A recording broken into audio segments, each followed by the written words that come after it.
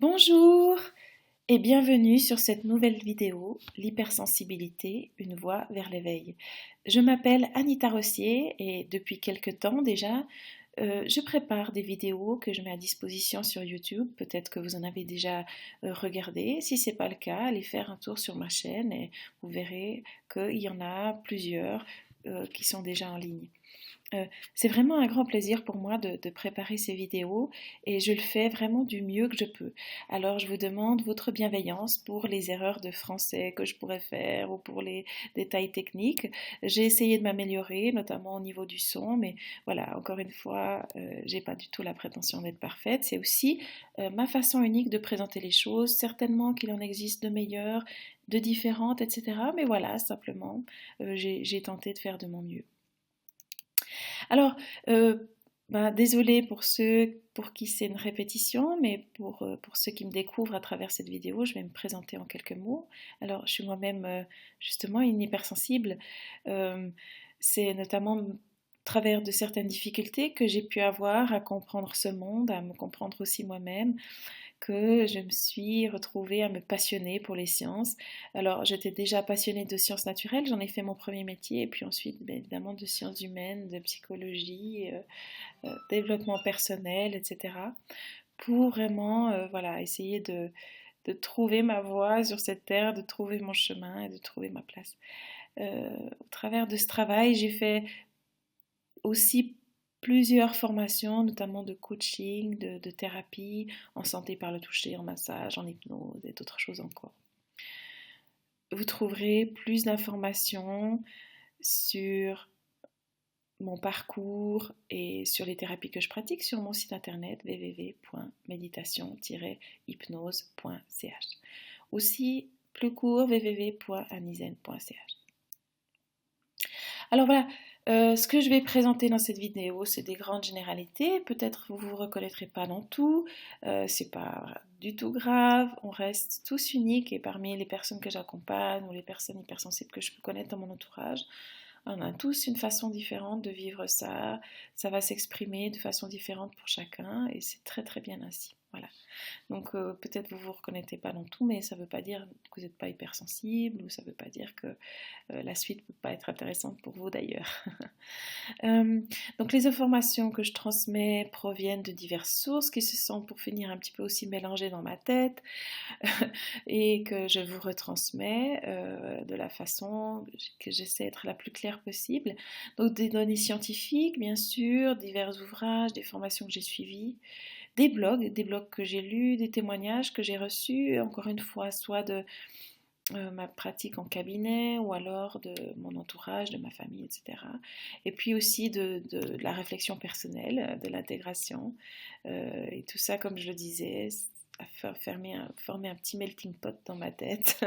Donc je ne sais plus toujours exactement d'où vient l'information, mais si vous avez des questions, n'hésitez pas à m'écrire un mail. Vous trouvez mon contact sur mon site internet.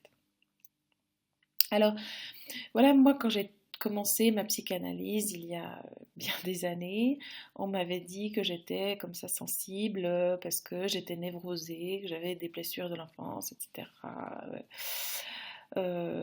Alors depuis, heureusement, il y a des personnes extrêmement talentueuses comme Hélène N. Aron qui ont travaillé d'une façon très scientifique et très sérieuse sur le sujet et qui ont pu découvrir que l'hypersensibilité était en fait un trait tout à fait normal, tellement normal que c'est présent chez au moins une centaine d'espèces, pour un moment plus, mais toutes n'ont pas été étudiées évidemment.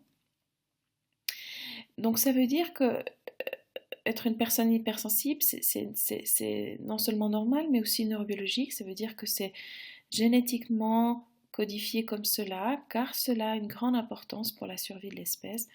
J'en parlerai encore beaucoup plus loin dans la présentation. Alors, le graphique qui est présent en bas de cette diapositive est un graphique que j'ai moi-même fait, qui est tout à fait imagé, qui a pour seul but d'avoir une représentation justement visuelle, mais ça n'est pas des données scientifiques exactes. Voilà, j'ai simplement refait ça dans un souci d'esthétique. Donc on voit ici très bien qu'il y a deux grandes familles. Donc ici, ce qu'on aurait en bas, ce serait une réponse à un stimuli, donc une vitesse de réponse un nourrisson d'ailleurs dans ce cas-là, à un stimuli. Et on voit qu'il y a une famille d'individus ici représentée par une courbe normale qui répond beaucoup plus vite que l'autre majorité d'individus ici qui répondent d'une manière plus lente. On voit également très bien sur ce graphique que finalement, même parmi les hypersensibles, il y a les plus sensibles des hypersensibles et les moins sensibles des hypersensibles et que la plupart se retrouvent dans un centre. Donc c'est pour ça que aussi les traits varient beaucoup et bien sûr la difficulté avec certains points je dirais, plus compliqués de l'hypersensibilité sera vécu différemment pour une personne qui est ici ou pour une personne qui est là, bien évidemment. On voit aussi que chez les personnes qu'on dira neurotypiques, donc la grande majorité de la population, il y a aussi une courbe normale, c'est-à-dire qu'il y a les moins sensibles des neurotypiques et les plus sensibles des neurotypiques. Et on voit que voilà, finalement, les moins sensibles des hypersensibles et les plus sensibles des normopensants ou des neurotypiques, finalement, sont peut-être pas si différents l'un de l'autre. Quand même, ce qu'on peut voir aussi dans cette famille-là, on dira, liée à certaines fonctionnalités cérébrales que j'expliquerai tout à l'heure, il y a quand même, en général, on se rejoint dans une façon de voir le monde, et c'est aussi ça qui fait de nous des individus différents. Alors pourquoi ils ont fait les études sur des nourrissons? C'est simplement pour éviter d'avoir une erreur de réponse, on pourrait dire, qui serait liée à l'adaptation de l'individu, soit parce qu'il développe sa sensibilité, soit parce qu'au contraire, il s'en défend. Donc comme ça, en prenant des nourrissons, on a vraiment une idée de ce qu'il y a la plus proche de la neurobiologie. Alors, dans les recherches qu'ils font en ce moment, notamment à Lausanne, à l'Institut Polytechnique de Lausanne, ils appellent ça la théorie du monde intense, parce qu'ils ont observé que dans les cerveaux des hypersensibles, il y avait notamment, il pourrait y avoir jusqu'à 50% de plus de connexions neuronales, ce qui explique que déjà nous aurions un système nerveux beaucoup plus efficace, qui répond beaucoup plus vite. Alors pourquoi, exactement comment, c'est encore un peu mystérieux, mais il semblerait que, par exemple, au cours du développement du cerveau, chez les neurotypiques, il y a une partie de ces connexions qui se défont et chez les hypersensibles pas, elles restent et voilà, c'est une partie de l'explication. Aussi, on voit des différences, notamment au niveau de l'insula qui est suractivée chez les personnes hypersensibles. Pour les scientifiques, ce serait le siège de la conscience. Ce que je trouve vraiment passionnant aussi d'observer, c'est que cette insula se trouve au centre du cerveau et dans la partie du cerveau limbique qui est donc le cerveau émotionnel. Donc on voit que la conscience et l'émotion sont vraiment liées au niveau déjà biologique. Et ça, je trouve que c'est vraiment passionnant de se rendre compte et ça explique aussi, notamment si l'insula est surdéveloppée, ce grand souci de justement cette conscience surdéveloppée qui peut tourner parfois au perfectionnisme un peu chez les hypersensibles. Il y a aussi au niveau de l'amygdale, donc qui est responsable de la régulation émotionnelle, et puis les neurones miroirs, notamment impliqués dans l'empathie, et pas que, aussi beaucoup dans l'apprentissage, etc., mais notamment impliqués dans l'empathie, qui sont suractivés chez les personnes hypersensibles. Et toutes ces différences cérébrales vont donner un fonctionnement vraiment distinct qui a tout son sens en fait au niveau de l'espèce. Par exemple, chez les animaux et aussi chez les humains, bien sûr, ce sont les individus hypersensibles qui sont responsables de détecter le danger plus rapidement, de prévenir aussi les autres individus pour assurer la pérennité de l'espèce. On verra que chez l'être humain, il y a encore d'autres éléments qu'on va mettre en avant dans le rôle que les hypersensibles ont à jouer sur cette planète. Une autre différence aussi dont j'ai déjà parlé dans mes précédentes vidéos, c'est cette spécificité de l'hémisphère droit. Donc peut-être vous savez déjà que nous avons deux hémisphères cérébraux qui fonctionnent bien sûr conjointement. Certaines personnes, c'est aussi biologique, on peut développer les compétences des cerveaux, de l'autre cerveau bien sûr, mais c'est aussi biologiquement déjà coder si la personne utilisera préférentiellement son cerveau droit ou son cerveau gauche. Alors, chez les personnes justement hypersensibles, c'est notamment le cerveau droit qui est suractivé, qui est préférentiellement utilisé. On voit que c'est l'imagination, la créativité, le côté émotionnel et l'intuition, qui est cette forme d'intelligence tout à fait remarquable, dont les hypersensibles sont doués, qu'ils en aient conscience ou pas, ou qu'ils aient appris à l'utiliser ou pas. Euh, c'est aussi un cerveau qui va faire beaucoup d'associations d'idées, de métaphores, qui fonctionnent vraiment comme ça, d'une manière un peu différente, qui utilise aussi beaucoup les cinq sens. Et on voit que le cerveau donc, des personnes plus normopensantes ou neurotypiques utilise plus le raisonnement, la logique, l'analyse, la rationalité.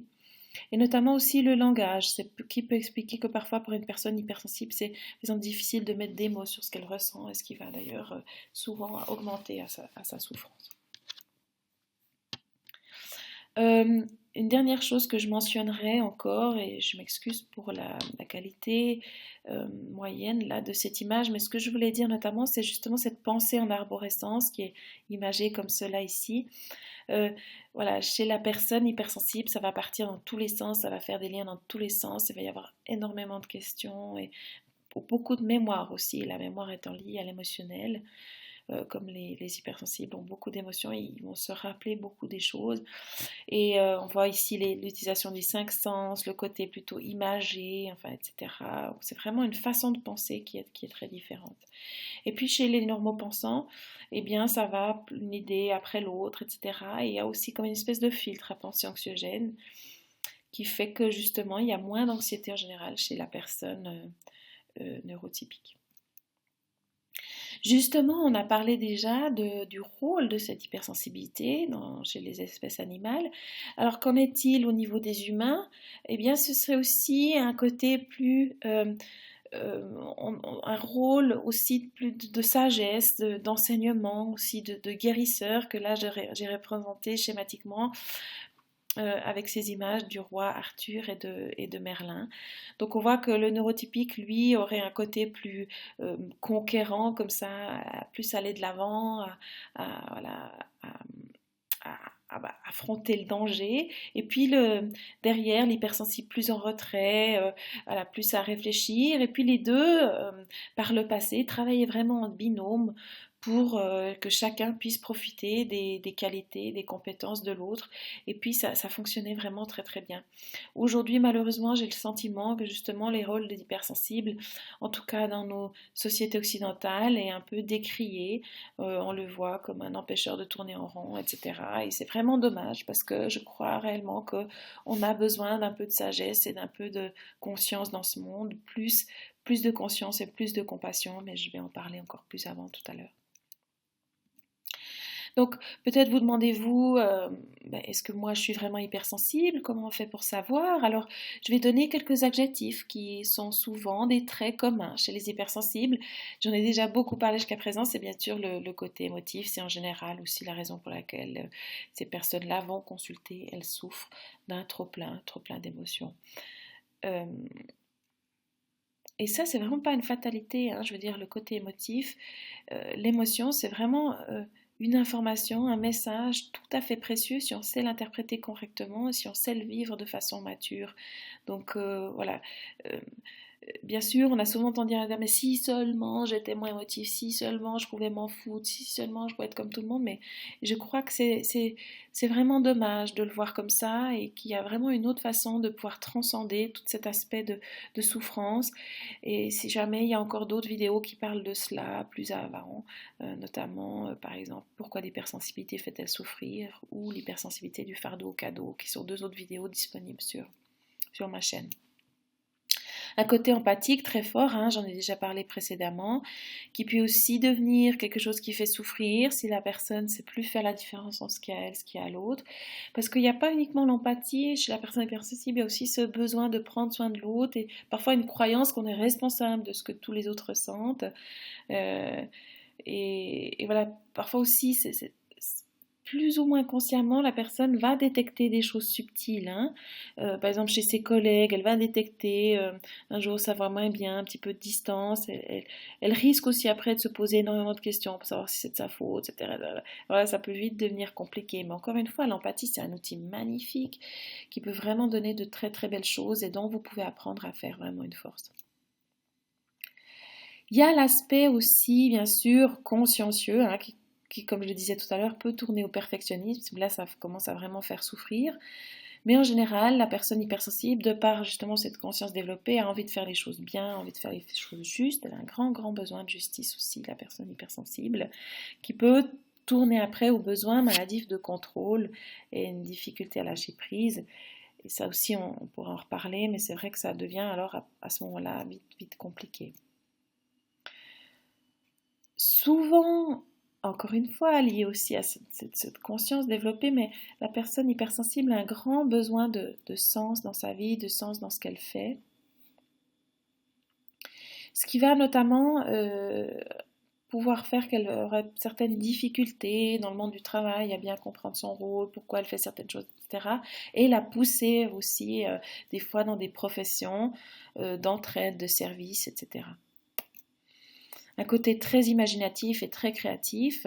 Et pour ceux qui se sont un peu éloignés de cet aspect-là de leur personnalité, en général, ils en souffrent plus ou moins consciemment. Hein, et de renouer avec cet aspect-là d'eux-mêmes, ça leur fait le plus grand bien. Et c'est aussi pour ça que l'hypnose peut être tout à fait une voie très importante d'épanouissement. Donc je parle là de l'auto-hypnose hein, pour les personnes hypersensibles. Souvent aussi, la personne hypersensible a une capacité d'auto-analyse vraiment développée, elle va adorer l'introspection. Ça peut aussi malheureusement parfois tourner un peu au doute permanent de soi-même et tout est toujours de sa faute, etc., etc. Alors là, c'est énormément, encore une fois, c'est un petit peu quelque chose qui se retourne contre elle. Mais quand même, savoir se remettre en question, c'est une grande qualité que chaque individu devrait pouvoir développer. J'ai mis ici solitude. Il y a deux éléments que j'aimerais mentionner autour de ce mot de la solitude. Le premier, c'est que justement à cause de ces stimulations importantes, et quand j'ai parlé justement de la théorie du monde instance, j'ai pas vraiment mentionné de l'aspect aussi du surdéveloppement des cinq sens. Que je parle peut-être plus profondément dans la vidéo l'hypersensibilité du fardeau au cadeau, mais voilà, il n'y a pas uniquement le côté émotif, il y a aussi les cinq sens qui sont surdéveloppés et qui fait que voilà, le monde actuel dans lequel on vit peut être très très surstimulant pour un hypersensible et alors pour se régénérer, pour se ressourcer, il va avoir besoin de solitude. Donc ça, c'est un élément. Un autre élément, c'est que parfois, lié à la souffrance émotionnelle, notamment à un manque d'estime de lui, il va s'isoler. Et ça aussi, c'est un autre aspect où là, alors ça va devenir une solitude qui fait souffrir, aussi parce qu'il se sent tellement différent qu'il n'arrive pas à se reconnaître, etc. Et la difficulté parfois aussi à se faire des amis. Alors ça, c'est de loin pas... Il y a d'autres hypersensibles qui sont très très ouverts, qui ont vraiment des capacités relationnelles très très développées. Hein. Là, je parle certaines fois, certaines traits de cette hypersensibilité peuvent aller vers cela, mais c'est de loin pas le cas tout le temps. Et puis un côté déterminé, ça j'ai envie de dire heureusement, parce que c'est vrai que même si je trouve que la voie de l'hypersensible est vraiment magnifique et je vais encore le développer plus loin, c'est nécessaire d'être déterminé et d'avoir une force intérieure pour dépasser les aspects plus compliqués de ce trait-là de personnalité, si j'ose m'exprimer ainsi. Voilà. Aussi un peu cette croyance populaire qu'un hypersensible est introverti, et pas du tout en fait. Il y a aussi tout à fait des hypersensibles extravertis, mais c'est vrai que la plus grande proportion est quand même introvertie. Alors souvent les extravertis on les trouvera trop exaltés, trop dynamiques, etc. Ça peut tourner vers l'hyperactivité aussi. C'est un besoin justement pour gérer cette surstimulation, un besoin d'extérioriser. Et chez l'introverti ce sera plutôt vécu dans son arrière-autorité, ce sera des gens silencieux et réfléchis. Et aussi dans cette catégorie-là on va trouver tout ce qui est trait aux troubles autistiques, donc syndrome d'Asperger et autisme de haut niveau. Voilà, alors quelle est la perception de la société par rapport à ces personnes hypersensibles? Eh bien justement, ça dépend un petit peu des régions du monde. Là, dans l'étude de Hélène Aron, elle a comparé quels étaient les enfants les plus appréciés dans la cour d'école au Japon et au Canada. Et puis, on peut extrapoler par exemple à la vision orientale et la vision occidentale. Alors justement, en Orient, sensible, en japonais en tout cas, sensible veut dire ayant une bonne compréhension des choses, et on voit rien que dans ce mot-là qu'il y a un respect justement pour ce côté euh, de l'hypersensible qui va avoir de la sagesse, qui va avoir une conscience, qui va prendre soin, qui va avoir de la compassion, etc. Et ça, c'est tout à fait mis en valeur au Japon, et c'est tout à fait reconnu aussi après, plus tard, dans le monde du travail. D'ailleurs, au Japon, les gens ont vraiment une culture ils vont difficilement dire non, par exemple, ils vont être plutôt des gens introvertis, ils vont pas se mettre en avant, faire du moi-je, etc. C'est pas du tout leur genre. Euh, on voit au Canada, alors là, que ça change beaucoup, hein, et puis justement, ben, dans nos sociétés occidentales, l'hypersensible, on va le dire qu'il est peureux, qu'il est rabat-joie, voilà, qu'il est timide, névrosé, je ne sais quoi. Ce qui est un petit peu dommage, surtout si vous acceptez ensuite de vous identifier à cela, parce que justement, ça sera vraiment ensuite un enjeu de développer ensuite la confiance en soi ensuite, hein. Voilà, donc le but peut-être de cette vidéo, plus ou moins conscient, c'est de pouvoir changer un peu d'opinion sur cette sensibilité, puis de pouvoir voir qu'il y a vraiment une richesse là derrière et aussi un besoin très important de la société de se rallier à des valeurs justement de conscience, de compassion, de soin des autres, de soin de la planète, etc. Et puis je voulais dire quelques mots aussi sur l'entreprise. Il y a encore diverses choses qui suivront ensuite sur ce thème-là, mais voilà, euh, c'est aussi avec un petit peu d'humour et de compassion pour moi-même que je vais dire ça, mais pour l'instant, en tout cas dans les grosses sociétés dans lesquelles moi j'ai pu travailler, de management à l'américaine, etc., il y avait vraiment celui qui crie le plus fort ou qui est capable de plus de stratégie de politique qui va monter le plus haut et qui va ensuite appliquer un management de la peur sur ses employés, etc. En lui faisant, voilà. Et ça, pour l'hypersensible, c'est vraiment difficile à vivre et surtout, en tout cas, si je peux me souvenir, moi je comprenais pas comment c'était possible que justement ce soit pas, par exemple, qu'on n'ait pas une promotion parce qu'on est compétent, mais juste parce qu'on a su faire de la politique, ou su crier plus fort, ou su se mettre en avant, ou su voler les idées des autres, etc. Et ça, pour les hypersensibles, ça va être vraiment difficile à supporter, générer beaucoup de colère et de rébellion. Et alors, on va lui répéter qu'il en fait trop, que ma foi c'est comme ça, le monde est comme ça, blablabla, blablabla, qu'il est trop susceptible, trop ci, trop ça, pas ci, pas ça. Et là, j'aimerais vraiment juste dire, stop, on respire. Voilà. Euh, Ça reste pas très logique et je pense pas, on voit maintenant ce qui se passe dans le monde, c'est pas du tout pérenne pour une entreprise de fonctionner comme ça, en tout cas pas dans une idée de vivre en harmonie avec la terre et dans des valeurs qui soient humaines et au-delà de l'aspect vraiment business, hein. Donc ne vous en voulez pas de penser comme ça, c'est tout à fait magnifique d'oser avoir une opinion différente de la masse. Et puis voilà, souvent l'hypersensible va être là, hein, c'est pas possible, qu'est-ce qui m'arrive, qu'est-ce que je fous là, enfin, comment ça se fait, je comprends rien, etc.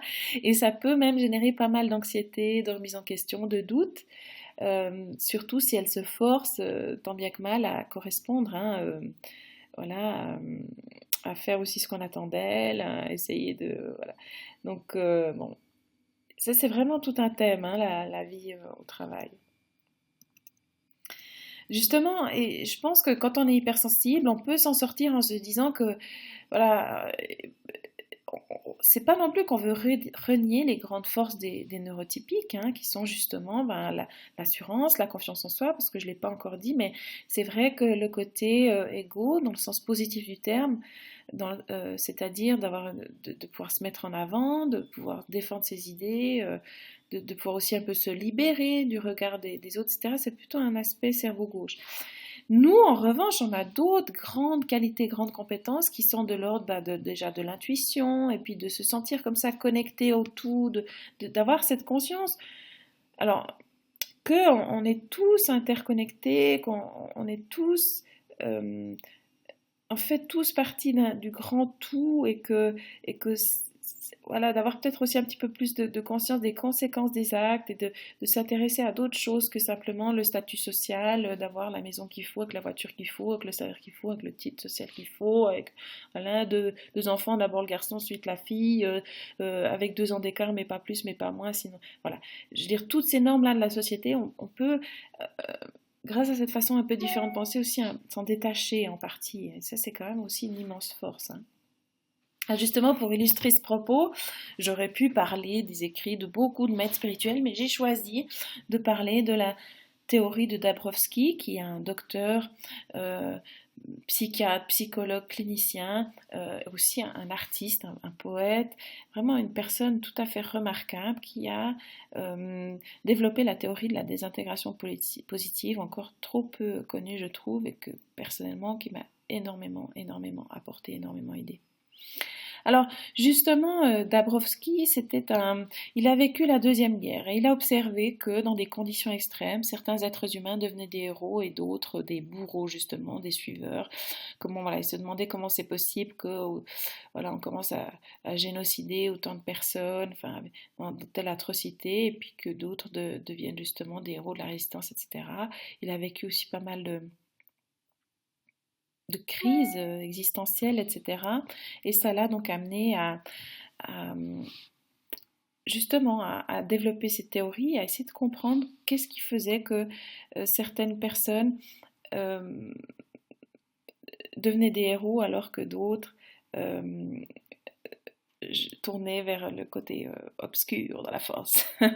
Alors voilà, il a étudié ça, il a essayé de modéliser cela, et voilà, qu'est-ce qui fait qu'une personne devient un héros. Il a découvert, et là c'est ça qui est vraiment génial dans cette théorie, qu'il y avait 3 facteurs qui étaient nécessaires, tous les 3 donc sont vraiment nécessaires, et le premier de ces facteurs, c'est ce qu'il a appelé la surexcitabilité.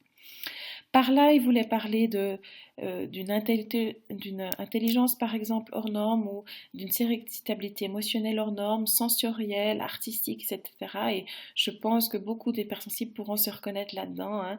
Et ça, c'est justement le premier facteur qui va faire que la personne va développer son potentiel de personnalité pour aller vers le meilleur. Il y a aussi certains aspects environnementaux, parce que bien sûr, c'est souvent des conditions de la vie qui vont déterminer si une personne ou pas va se développer ou pas, et puis une motivation interne, ce qu'on appelle une force intérieure sur laquelle on n'a pas vraiment de moyens d'agir, c'est-à-dire qu'est-ce qui fait que certains y parviendront et d'autres pas, ça reste mystérieux. Et il a dit dans cette théorie justement qu'il y avait 5 niveaux. Le premier niveau étant le plus basique, où l'individu a des réactions automatiques et est complètement conforme aux normes de la société. Il y a très très peu de questions qui sont posées là par la personne, peu de conscience des choix qu'elle peut avoir. Et ça reste très confortable, hein, justement, parce qu'on ne se pose aucune question et on suit simplement ce qu'on attend de nous. Alors voilà. Et ce que j'ai pu observer, c'est que beaucoup d'hypersensibles regardent les personnes qui sont au niveau 1, se disent ah waouh, si seulement j'étais comme ça, les gens ils savent où ils vont, ils sont sûrs d'eux, etc. Et ils sont heureux. Et voilà, il y a beaucoup de fantasmes là autour, alors que finalement, c'est des personnes qui elles le font pas exprès, mais elles suivent un peu, quoi, hein. Voilà. Donc évidemment, c'est confortable, mais est-ce que c'est enviable? Ça, c'est une autre question philosophique à se poser. Et voilà, la plupart des gens se trouvent à ce niveau-là. Parfois, il se passe quelque chose dans la vie de l'individu, voilà, un deuil, quelque chose de difficile, ou peut-être la rencontre avec un grand maître, je ne sais quoi. Un événement de la vie qui fait que on va passer à un niveau 2, qui est le début de la désintégration. Voilà, avec aussi, commence à sentir là de l'inconfort, une remise en question de l'autorité, des normes sociales, etc. Tout du moins un début. En général, on ne reste pas à ce niveau-là, c'est-à-dire que soit on retombe dans le niveau 1, ou par exemple on a remis légèrement en cause l'autorité mais ensuite on s'en remet à une autre. Ou alors là justement ça passe au niveau 3 qui est le niveau le plus désagréable, qui est ce que lui a appelé la désintégration multiniveau. Et là il y a énormément de questionnements, de doutes aussi, et ça devient une révolution de sa perception du monde. On commence à remettre tout en question. Alors là justement c'est le tsunami émotionnel, hein. Et la personne ne peut plus se satisfaire d'avoir simplement ses besoins primaires qui sont comblés. Elle a besoin de plus, elle recherche plus. C'est justement ce besoin de sens dont je parlais déjà. Et puis elle ne veut plus se conformer simplement aux normes de la société, ça ne lui correspond plus et elle ne peut plus s'épanouir là-dedans. Et là, voilà, c'est là où certains symptômes vont commencer à apparaître, des symptômes souvent difficiles liés justement à cette désintégration et au fait qu'on ne sait plus vraiment qui on est, dans quel monde on vit, qu'on ne comprend plus vraiment les autres, ce qui se passe, etc. Lié aussi notamment à cette surexcitabilité émotionnelle qui est visible à ce moment-là. Alors un manque d'estime de soi que les hypersensibles connaissent bien, hein, voilà, je suis pas assez bien, je suis pas assez ci, je suis pas assez ça, les autres ils sont mieux, pour eux c'est facile, pourquoi je souffre autant, pourquoi ça m'arrive à moi, etc., etc., etc. Voilà. Aussi pendant un temps l'envie de cacher tout ça, de s'adapter quand même au monde et donc du coup on commence à porter un masque. Parfois aussi les événements de la vie sont tellement violents qu'il n'y a pas d'autre solution, hein. Et ça aussi ça peut vraiment faire souffrir et heureusement que ça fait souffrir parce qu'au bout d'un temps on a quand même envie d'enlever ce masque et d'être vraiment nous-mêmes. Et c'est là aussi que j'aimerais redire une nouvelle fois que la souffrance elle a un but de savoir finalement que notre âme, au fond, n'est pas satisfaite. Donc, c'est le moyen, le guide que nous avons de savoir que nous ne sommes pas sur la voie de notre réalisation personnelle. Donc, si vous souffrez, bien sûr, c'est pas grave. Hein, je sais très très bien également quand on a le nez dans le caca, c'est pas du tout facile, mais c'est pas, comment on va dire, il y a vraiment un but à cela et c'est vraiment aussi un message et c'est ça qui nous pousse à aller de l'avant et c'est ça qui nous pousse à chercher et c'est ça qui nous maintient en vie. Voilà. C'est quand on souffre plus qu'on commence vraiment à devenir quelqu'un de sociopathe et de pathologiquement malade. La dépression aussi, hein, c'est aussi lié notamment à la désintégration de la personnalité justement du premier niveau là et on ne sait plus vraiment qui on est, ce qu'on veut, perdre un peu de patience, ce qui nous plaisait avant ça perd de son goût, de sa saveur et on ne sait plus vraiment pas encore vraiment ce qui nous plaît, peut-être on a dans l'histoire aussi perdu un peu des liens, des attachements qu'on avait, etc. Et là j'aimerais aussi mentionner la fatigue parce que je trouve impressionnant le nombre de personnes qui me décrivent des symptômes de fatigue. Ouais. Et je pense que ça c'est lié aussi à la surstimulation dans certains cas, mais notamment aussi à ces périodes qui sont émotionnellement vraiment difficiles. Et voilà, là aussi la dissociation, donc ça c'est cette capacité que les hypersensibles développent de se couper de ce qu'ils ressentent, de leurs émotions et de leur corps, notamment pour moins souffrir en général. Mais ça reste quand même vraiment très très très très anxiogène, hein. Alors après, ce que je pourrais dire, il y a deux formes de dissociation, hein. Il y a partir dans sa bulle et s'isoler du monde et partir un peu dans son monde des bisounours. Ça, c'est une forme de dissociation qui peut être vraiment source de ressourcement et qui peut être très positive pour autant qu'on sache que c'est pas... on pourrait dire c'est qu'à un moment hein, que on va la vie va nous forcer à revenir pour continuer à travailler, mais je dirais il y a aussi la dissociation où vraiment après c'est très très anxiogène, on est coupé de son corps et de ses émotions et là ça devient vraiment douloureux, on est enfermé dans une espèce de rumination mentale et d'ailleurs voilà c'est le prochain symptôme que j'ai mentionné, c'est cette compétence quasi exceptionnelle des hypersensibles à ruminer tout ce qui s'est passé. Alors voilà, justement, il y a le collègue de bureau qui arrive, qui est un peu plus froid que d'habitude. C'est forcément ce qu'ils ont dit 3 jours en arrière, qu'ils n'auraient pas dû dire ou qu'ils ont écrit dans un email. Voilà.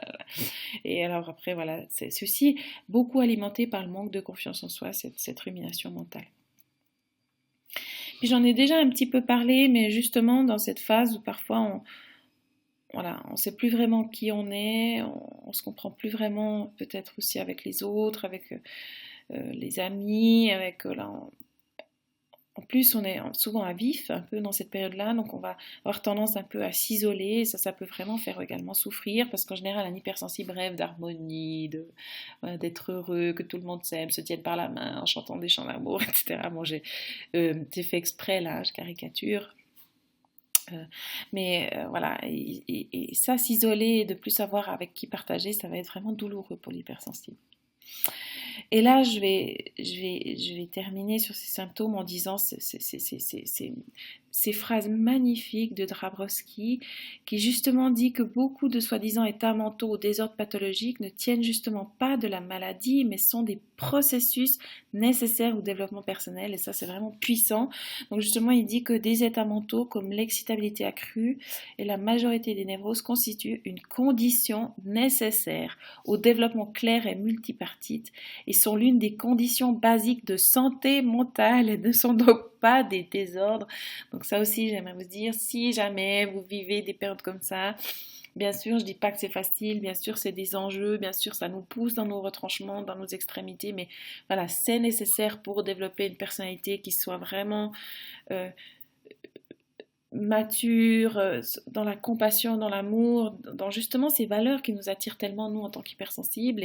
Et c'est nécessaire ce travail de deuil, et de libération et de désidentification à la personne que la société a voulu qu'on soit pour justement pouvoir devenir qui nous sommes vraiment et refléter la lumière. Voilà.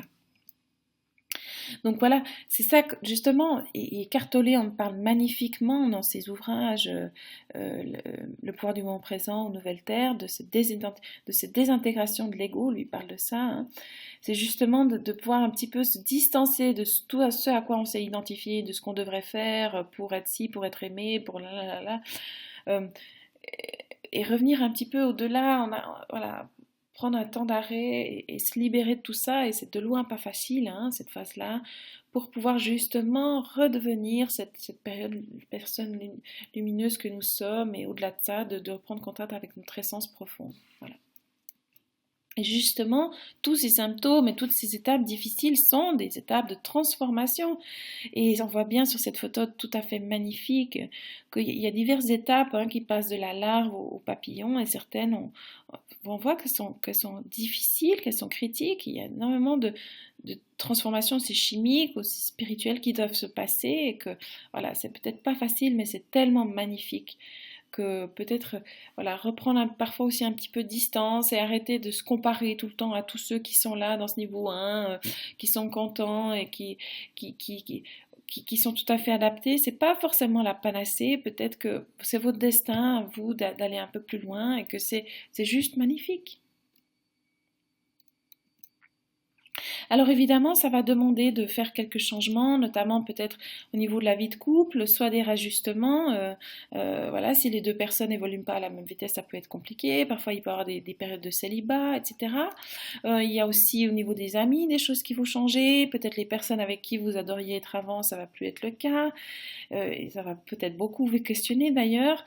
Mais c'est comme ça, quand on avance, quand on change, il y a des ajustements qui doivent se faire aussi au niveau du travail.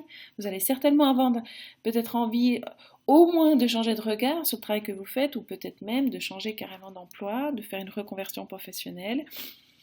Des changements aussi au niveau des réajustements au niveau de la famille, non seulement peut-être votre famille à vous, mais vos parents, vos frères et sœurs, de changer un petit peu de regard sur tout ça, sur cette histoire-là, voilà, de commencer à essayer d'accepter les gens comme ils sont, de pouvoir les aimer quand même, etc. Il y a tout un travail là en profondeur qui doit se faire pour pouvoir se libérer, se désidentifier du rôle qu'on a pris aussi dans l'enfance. Et tout ça, ça n'est pas en vain, encore une fois, c'est pour atteindre le 4e niveau, où là, vraiment, alors il y a toujours un inconfort, il y a toujours encore des revisitages, je sais que c'est pas le mot français, mais je sais pas comment vous voulez appeler ça, peut-être du niveau 3, mais là, vraiment, c'est la conscience individuelle qui domine le développement, hein, et la personne est en mesure, justement, de se reconnecter avec ses propres valeurs, et puis voilà, elle est aussi plus maître et plus autodidacte au niveau de son développement personnel. Et puis elle pourra se laisser inspirer. Souvent, elle est aussi déjà plus connectée à la source à ce moment-là.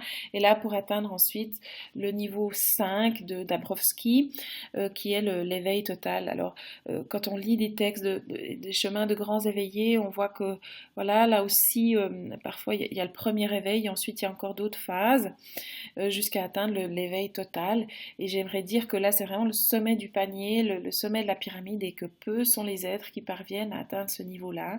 Et que, selon vos croyances, peut-être il vaut aussi plusieurs vies, hein, mais que, voilà, vous êtes sur le chemin, en tous les cas. C'est pour ça que j'ai eu envie d'appeler cette vidéo l'hypersensibilité, une voie vers l'éveil.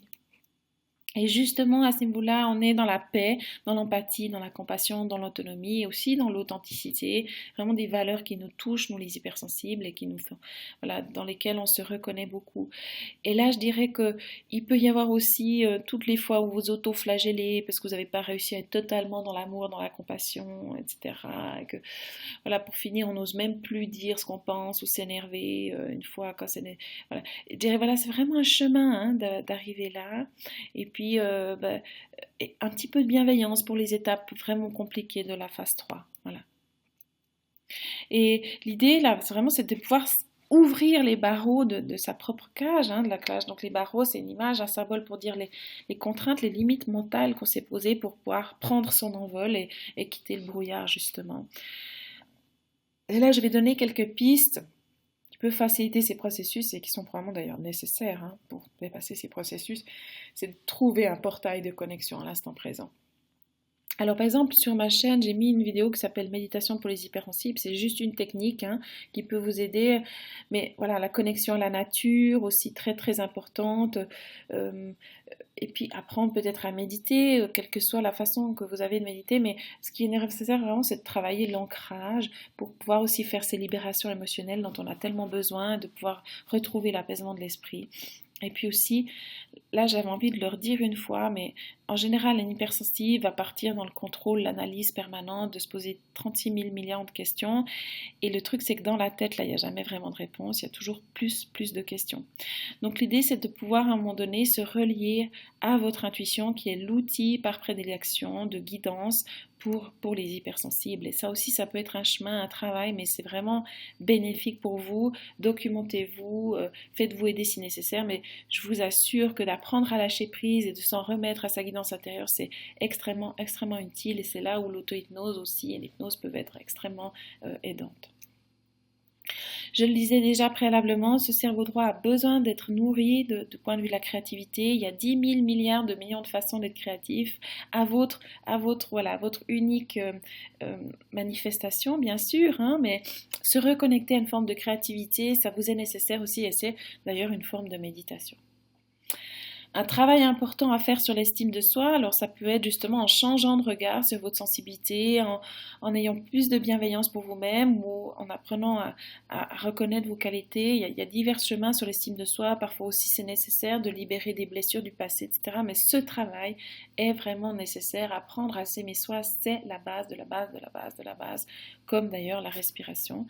Et si vous voulez pouvoir parvenir à l'étape 5, ça commence par s'aimer soi, hein, c'est pas uniquement l'idée d'aimer tout le monde sauf soi-même. Et puis ça passe aussi par oser être différent, et là je vais reprendre cette phrase d'Oscar Wilde que j'ai déjà repris d'ailleurs dans d'autres vidéos, mais que j'adore tellement: soyez vous-même, tous les autres sont déjà pris. Voilà. Peut-être vous sentez-vous comme le vilain petit canard, qui est un conte superbe. C'est vrai, mais voilà, il y a vraiment un sens, et tout ce qui est dans l'univers a une raison d'être. Donc il y a un chemin, il est peut-être pas facile, mais il est certainement tout à fait magnifique. Là aussi, je l'ai déjà redit dans d'autres vidéos, mais j'avais tellement envie de leur dire que justement, nous, en tant qu'hypersensibles, si une personne arrive avec un peu d'assurance et puis dit les choses un peu plus fort, etc., on va tout de suite courber les chines et puis se laisser un peu influencer, impressionner. Mais voilà, c'est pas parce qu'on est sûr de soi qu'on a raison, et c'est pas parce qu'on a des doutes qu'on a forcément tort. Je pense que l'hypersensible a pas mal de doutes justement à cause de cette compétence qu'il a de se remettre en question, mais voilà, c'est nécessaire aussi à un moment donné d'apprendre à plus laisser tout à fait trop intimider par les jeux de pouvoir et de manipulation, hein. C'est nécessaire pour sortir de la cage, vraiment. Et puis voilà, alors là, cette photo, c'est pas pour culpabiliser quoi que ce soit ou pour vous rendre anxieux ou vous empêcher de dormir, hein, mais c'est juste pour dire que, voilà, c'est clair, si on regarde tout puis qu'on n'ose plus rien dire parce que on se dit que c'est nous qu'on en fait trop, mais qu'on est trop ci, passé ça, et que de toute façon personne va nous écouter, et qu'on, du coup, on dit plus jamais rien, ben on ne reprend pas notre rôle dans la société. Il y a un déséquilibre qui se crée et la masse des gens qui pensent jamais aux conséquences de leurs actes, ben ça donne des choses vraiment dommages et beaucoup de gâchis. Donc voilà, essayons de reprendre confiance en nous, essayons de peut-être voilà, améliorer notre façon de communiquer, d'avoir confiance que le fait qu'on soit là et qu'on pense autrement, ça change quelque chose au niveau de la conscience collective. Ça change quelque chose. Il y a des études qui prouvent ça, hein, qui démontrent ça vraiment, que par exemple les gens qui méditent, ça impacte le reste du monde. Il y a des études qui ont été faites par exemple à Washington où ils ont fait venir des méditants. Et pendant plusieurs semaines, ça a fait baisser le taux de criminalité dans la ville. Donc voilà, cessons de nous auto-flageller en permanence, de nous trouver nuls. Voilà, il faut beaucoup de courage et de force pour être différent, pour oser l'être, et continuons avec bienveillance à répandre cette lumière, cette façon autre de voir le monde, et ça change quelque chose. Et voilà, j'avais envie d'illustrer ça aussi par ce magnifique exemple de Martin Luther King. Euh, Justement, le film là aussi que j'ai vu, Selma, sur la vie et son combat pour faire... alors, le droit de vote était déjà à ce moment-là du film légal pour les Noirs, mais personne ne les laissait voter. Ils sont descendus dans la rue de façon pacifique et non violente, et ils ont réussi à changer les choses. Et 50 ans plus tard, c'est un président noir américain qui refaisait la marche de commémoration à Selma, et ça c'est juste un exemple vraiment très inspirant et magnifique. Et justement, Martin Luther King disait que nos vies commencent à prendre fin le jour où nous devenons silencieux à propos des choses qui comptent. Donc ne vous laissez pas tout le temps trop impressionner. Voilà, si vous pensez autrement, si vous avez envie d'un monde qui soit plus compatissant, plus bienveillant, qui réfléchisse plus, c'est juste, c'est tout à fait sage, et ça correspond à des personnes qui ont déjà développé leur personnalité. Et continuons, alors là j'ai dit battons-nous pour nos idées, je ne parle pas de violence là, mais je dis continuons à, à nous estimer nous-mêmes déjà pour qui nous sommes, pour les pensées que nous avons, et osons nous exprimer. Et justement, je vais encore redire aussi une fois, un petit peu comme mot de la fin ici, le monde est orphelin de votre lumière, et je reprendrai ces mots d'Ama, qui est une personne vraiment magnifique et très inspirante également. Essayez de rendre les autres heureux, ne vous désespérez pas en voyant la misère du monde. Au lieu de maudire l'obscurité, allumons tous une petite lampe. Et je crois vraiment que c'est pas en nous désespérant et en nous autoflagellant qu'on va pouvoir changer les choses, au contraire, mais c'est en faisant de notre mieux pour progresser, pour cheminer vers la meilleure partie de nous-mêmes. Le monde, je crois, a besoin des hypersensibles, le monde a besoin d'évoluer, de grandir, et c'est pas le but non plus maintenant de s'investir d'une mission, qu'on est obligé de sauver tout le monde, etc. Non, mais simplement en osant être nous-mêmes et en, en nous réappropriant ces belles qualités de sensibilité que nous avons. Voilà. Alors je terminerai simplement en disant que si jamais ces vidéos vous ont parlé, vous ont inspiré, que vous avez envie d'aller plus loin, je propose des séances individuelles aussi par Skype pour les gens qui habitent loin. J'ai notamment un package de 5 séances pour spécial sensibles, zébritude, et aussi un autre un peu plus long qui s'appelle La voix du corps, la voix du cœur. Qui est diverses étapes pour acquérir des outils pour vivre bien avec son hypersensibilité, et aussi potentiellement entamer une transition de carrière. Voilà, vous trouverez tout un tas d'infos encore supplémentaires sur mon site internet. D'autres sources, eh bien, comme j'ai déjà dit, il y a d'autres vidéos sur YouTube, j'ai une page Google+, une page aussi Facebook, et puis une newsletter. Vous pouvez vous inscrire en allant sur mon site internet www.nisen.ch. Voilà, j'espère que cette vidéo vous aura plu. En tout cas, moi j'ai pris un immense plaisir à la préparer. Et puis si vous avez des questions, si vous avez des suggestions, eh bien, comme certains l'ont déjà fait, je les en remercie. N'hésitez pas à m'envoyer un petit mail. Voilà. Je vous embrasse très fort et je vous aime. À bientôt.